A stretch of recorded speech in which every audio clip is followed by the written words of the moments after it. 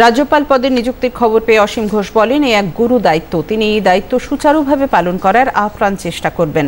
কেন্দ্র ও রাজ্যের মধ্যে সমন্বয় সাধনকেই সবচেয়ে বেশি গুরুত্ব দেন তিনি।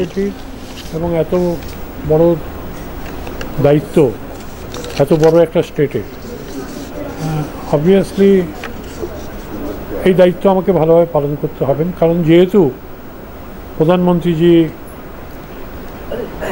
অমিত শাহজি, রাষ্ট্রপতি এরা সকলে আমার উপর দায়িত্ব চাপিয়েছে, সে দায়িত্ব আমাকে ভালোভাবে পালন করতে হবে।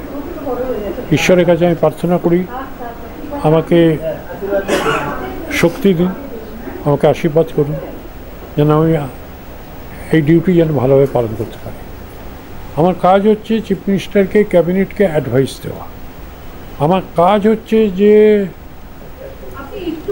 এনকারেজ করা গভর্নমেন্টকে, ভালো কাজ করলে এনকারেজ করা।